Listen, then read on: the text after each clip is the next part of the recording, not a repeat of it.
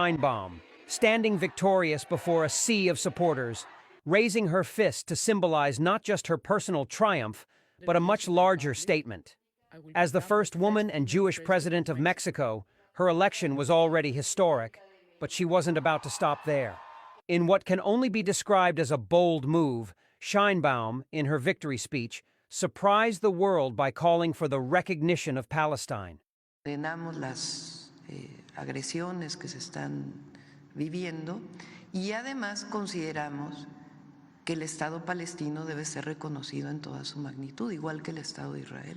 This wasn't just any politician speaking. Sheinbaum's Jewish heritage adds a layer of complexity to her words, making this stance all the more significant. Most leaders, especially early in their presidency, might stick to safer topics, domestic issues, economic reforms, or unifying rhetoric. But Sheinbaum seized the moment to make a statement on one of the most controversial international conflicts of our time, the Israeli-Palestinian issue. What she did was extraordinary. She didn't just offer vague diplomatic language. She directly called on the international community to recognize Palestine as an independent state. In an era where even discussing the Palestinian struggle can stir strong reactions, Sheinbaum's words carry an undeniable weight. Coming from someone of Jewish descent, her support for Palestine challenges deeply ingrained narratives and shows her commitment to a cause greater than herself. But why does this matter so much? It's not just about the message. It's about who is delivering it and from where. Mexico, while not traditionally seen as a power player in the Israeli-Palestinian conflict, has long advocated for peace on the international stage. Yet for Sheinbaum, on the first day of her presidency, to stand up and make such a strong statement on this issue suggests that she intends to make Mexico a key voice in the global conversation about Palestine.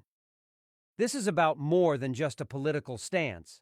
It's about justice, peace, and a leader willing to speak up for those who have been marginalized for decades. Sheinbaum's stance breaks the mold of what's expected of her. While many politicians, especially those with Jewish heritage, are careful in addressing the Israel-Palestine conflict, her unapologetic support for Palestinian recognition shows that her presidency will not follow the typical playbook. Sheinbaum's voice is significant not just because of her position, but because it defies expectations. The fact that she is Jewish adds a profound dimension to her call for Palestinian recognition.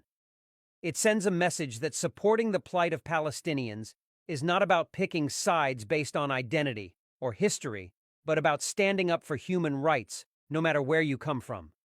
Her words didn't just make headlines in Mexico, they sparked reactions globally.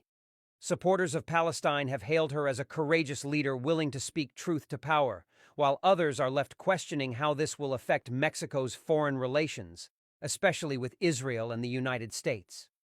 What will Sheinbaum's stance mean for Mexico's role on the world stage?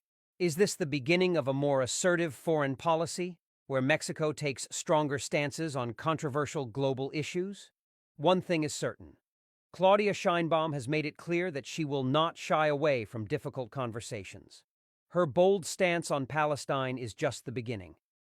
As the world watches, her leadership could inspire other global leaders to rethink their positions on Palestine and the Israeli occupation.